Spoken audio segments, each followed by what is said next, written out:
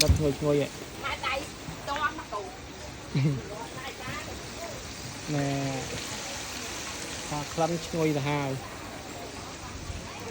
ការពីប្រហែលថ្ងៃមុនខ្ញុំបានទៅចូលរួមកម្មវិធីរត់ប្រណាំងភ្នំពេញពាក់កណ្ដាលម៉ារ៉ាតុនអន្តរជាតិលើកទី13នៅឯរាជធានីភ្នំពេញខ្ញុំបានទៅគេងផ្ទះបងស្រីម៉ាឡេ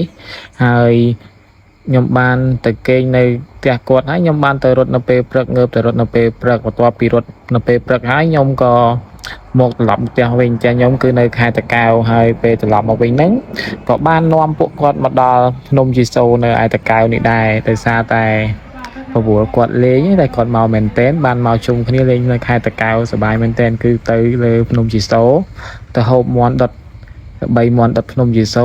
ហើយអញ្ចឹងក៏បបួលគាត់ឥឡូវនេះគាត់បានមកហើយគាត់នាំកូនគាត់មួយ shoot មែនតែនហើយឥឡូវនេះយើងបានមកដល់ភ្នំជីសូហើយបាទគឺយើងជិះម៉ូតូឡើងទាំងអស់គ្នាដោយសារតែយើងមកដល់រឿងល្ងាចដែរម៉ោង1ម៉ោង2ម៉ោង2ជាងហីអញ្ចឹងយើងក៏ធ្វើដំណើរឡើងតាម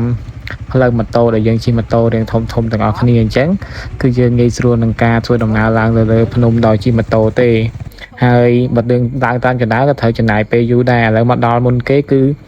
យើងទៅកំងមន់កំងអីហើយប៉ុន្តែខ្ញុំមកថតរូបឲ្យគាត់គាត់ឃើញប្លង់នេះតំណងគាត់ចុះថតរូបថតអីខ្ញុំគាត់ចុះថតដែរតែមុនដំបូងខ្ញុំថតឲ្យគាត់សិនសំណុកពេលយើងថតឲ្យគាត់ហើយឲ្យគាត់ថតឲ្យវិញអញ្ចឹងណាកុំឲ្យ ថាយើងថតប្លង់ណាអត់ទាន់តំណងឲ្យគាត់ចូលសាកប្លង់សិនតែគាត់ហៅប្លង់ឃើញនេះគាត់ធ្វើសម្រាមយកទុកមកវិញឃើញអ្នកខ្លះគាត់បោះសម្រាមចោលហ្នឹងហើយនេះប្លង់ស្អាតមែនទែននៅខាងក្រោមនេះគឺជាប្រាសាទសែនថ្មសែននិមលអ្នកខ្លះហៅសែនថ្មប្រាសាទខាងក្រោមហ្នឹងមើលទៅដូចខ្លោងទ្វារដែលខ្ញុំចេញវីដេអូខាងមុននោះមិនជាខ្លោងទ្វារហ្នឹងគឺជាប្រាសាទហើយនៅខាងមុខបន្តទៀតមានប្រាសាទមួយទៀតប្រាសាទមាន2មានប្រាសាទភូមិមានប្រាសាទភូមិវាំងហើយនិងប្រាសាទសែននិមល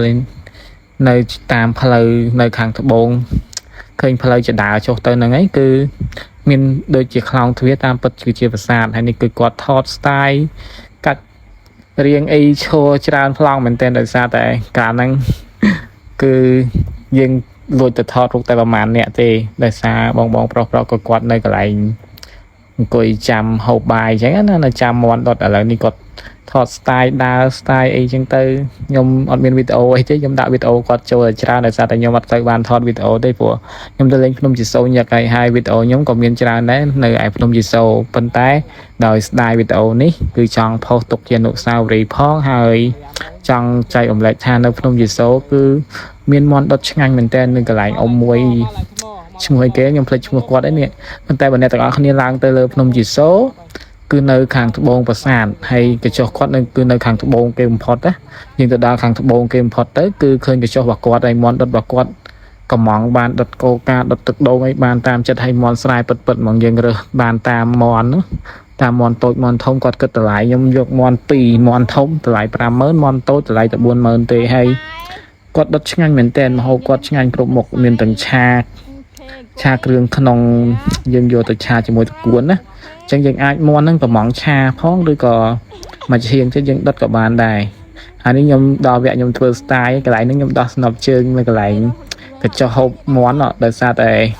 ខ្ញុំមកដើរថតទេសភាពអញ្ចឹងខ្ជិលពាក់នប់ជើងបាត់តាអញ្ចឹងណាអញ្ចឹងក៏ពាក់នប់ជើងបងគាត់ទុកឲ្យសោមជើងនេះពណ៌អាឡើង green ហ្មងណាឥឡូវនេះគឺ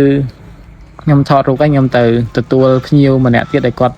មកតាមពីភ្នំពេញដែរគឺបងស្រីម៉ាលីគាត់បបួលមកដែរគឺមកដល់ហើយនេះហើយគាត់ថា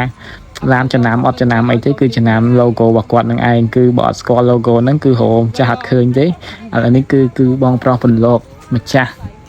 តកែសាឡនណាតកែសក់ហាងកាត់សក់ហាងសាឡនកាត់សក់របស់គាត់នៅរាជធានីភ្នំពេញហើយកម្មវិធី charity trip ទាំងប្រមាណហ្នឹងគឺគាត់ជួយឧបត្ថម្ភច្រើនមែនតែនហើយទីជាហ្នឹងខ្ញុំនឹងបបួលគាត់មកបុកលហុងចុងខ្នោតហើយទៅហួសទៅលេងប្រាសាទភ្នំដាម្ដងគាត់អ្នករាជធានីភ្នំពេញអញ្ចឹងណាអញ្ចឹងឲ្យគាត់មកស្គាល់អ្នកខេត្តតាកែវឲ្យច្រើនជួយផ្សព្វផ្សាយពីខេត្តតាកែវយើងឲ្យបានច្រើនផងដែរហើយនេះមហូបរបស់អ៊ំស្រីនៅខាងត្បូងទៅបំផុតនៅឯលើប្រាសាទភ្នំយេសូគឺមាត់ដុតគាត់កំងដុតទឹកដូងដុតកោកាយបានតាមចិត្តហើយពងទាកូននេះក៏ឆ្ងាញ់ដែរឥឡូវនេះគឺវីដេអូរបស់ខ្ញុំមានតែប៉ុណ្្នឹងទេព្រោះថតតិចទេដោយសារតែខ្ញុំទៅលេងនៅភ្នំយេសូនឹងច្រើនដងហើយជម្រាបលាបាយបាយ